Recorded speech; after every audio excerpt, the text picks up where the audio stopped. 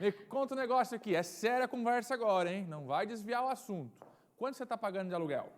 Responde para mim. Quanto você está pagando de aluguel?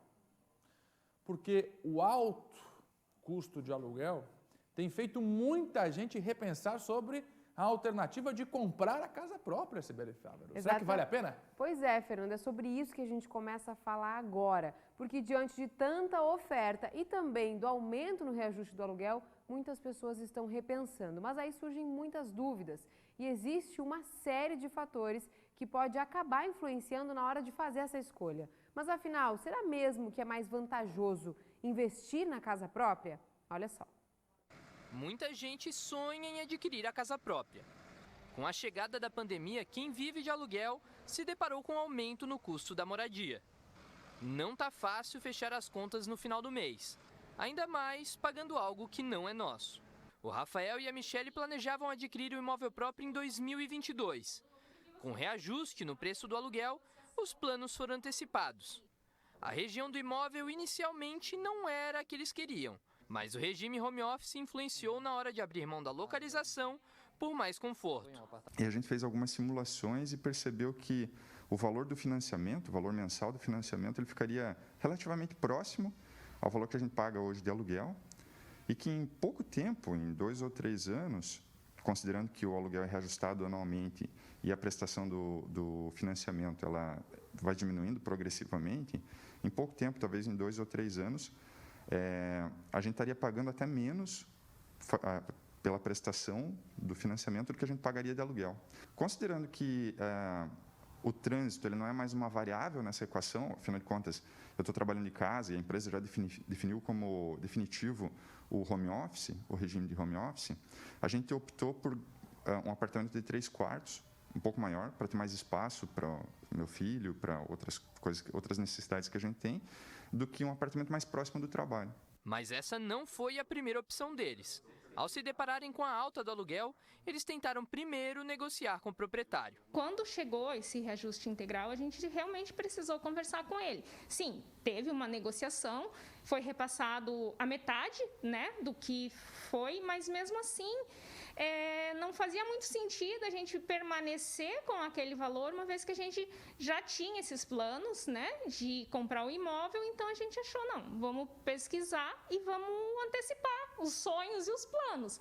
E aí deu certo. A taxa IGPM, que controla o preço dos imóveis no mercado, teve uma leve baixa no mês de abril em relação ao mês de março. Mas o acumulado dos últimos 12 meses foi grande. Usando como exemplo uma pessoa que paga R$ 1.500 de aluguel, o reajuste aumentaria o valor em cerca de R$ 480. Primeiro, a gente tem que lembrar que essa alta do IGPM ela é um tanto quanto incomum, né, na série histórica recente. Né? Não se imagina que os aluguéis vão ser reajustados sempre 30% ao ano. Né? E mesmo que isso venha a ocorrer, né, o valor do aluguel, via de regra, ele também tem um relacionamento com o próprio valor do imóvel. Né? Então, os aluguéis giram aí entre 0,4%, 0,5%, 0,6%, né, ao mês do valor do imóvel. Nós temos estudos de que o valor, né, a valorização imobiliária no nosso país, ela é algo na ordem aí de 15% ao ano, se você considerar valorização do imóvel, mas receita que esse imóvel gera com aluguéis. Então, ele é, sim, sem sombra de dúvida, um bom negócio. Os financiamentos imobiliários com recurso do Sistema Brasileiro de Poupança e Empréstimos tiveram um aumento de 219 nos últimos 12 meses. Foram mais de 513 mil imóveis financiados em um ano, movimentando cerca de 146 bilhões de reais. Mas a escolha de financiar um imóvel próprio tem que ser bem pensada, sem dar um passo maior do que a perna. Vai em bancos, seu conhecimento, e faz a pesquisa. E não é assim a menor taxa de juro leva, porque às vezes tem exigências que a pessoa também não consegue manter, que são os aportes, né? Então tem que dar uma entrada de 30%, depois de 4, 5 anos tem que ser mais 20%. É sentar e estudar e, no caso de escolha entre um e outro, ver com algum advogado, algum profissional para ver se naquele contrato não tem uma situação em que aquela pessoa vai sair prejudicada no futuro. Já.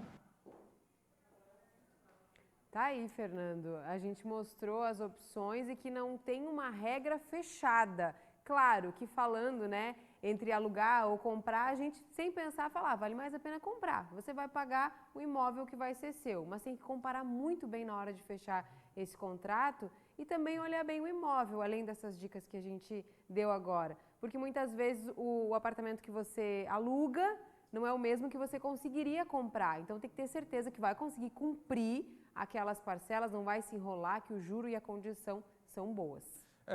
Uma boa alternativa também, consórcio. Se você não tem a urgência agora de mudar, de sair de fato do aluguel, o consórcio minimiza o impacto que você vai ter no valor final com relação a juros.